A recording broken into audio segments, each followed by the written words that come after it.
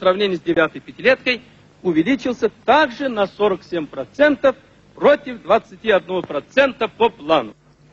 Ben Hüseyin Mehmet Sosyalist Emeği Qəhrəmanı.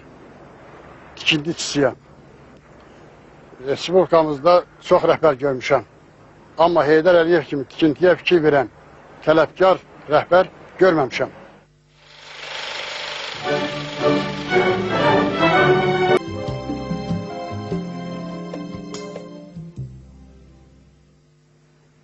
Bakıda yığıncaq idi.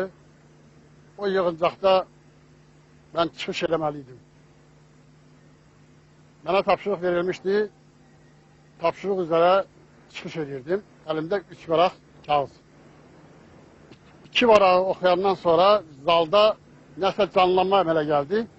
İclasa aparan sədr ayağa qalxdı, mənim vaxtımı bitməsini işarə verdi. Heydər Əliyev bunu görən zaman iclasın sədrinə göstəriş verdi ki, əyləşin, əyləşdi. Mənə sual verdi ki, Məhəmməd Hüseynov, zalda canlanma gedir, səs var. Nədir bu? Dedim, mənə gülürlər. Niyə? Dedim, ona görə ki, bunu mənə tapşırıqla 2 varaq oxumuşam, bir varaq da oxuyacam. O dedi, sənin başındakı, ürəyindəki oradadır. Dedim, xeyr. Dedi, onda başındakı, ürəyindəkini deyinəm. Bir epizod sizə danışmaq istəyirəm. Bir gün xaricə getmək üçün siyahı hazırlanıb, məni də o siyahıya salıblar.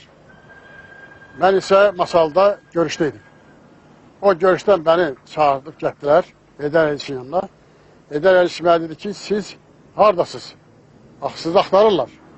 Mən dedim ki, mənə bir yüksək ad veribsiniz əməyimə, ona görə masalda görüşdəydim. Dedi, getməməliydiniz. Siz axı ictimai iş aparırsınız. Sizi burada axtara bilərlər. Mən dedim, getməliydim. Dedi, bir gün gələr, öz səhvinizi başa düşərsiniz. İndi 19 il keçəndən sonra mən öz səhvimi boynuma alıram. İctimai iş apardığıma görə Heydər Əliyev, mən getməməliydim. Mən Heydər Əliyevi sözsüz ki, uzun müddət tanıyıram və çox yaxından onunla işləyən adam olmuşam. Özünə heç kim bilmir ki, Heydər Əliyev anekdot danışmağı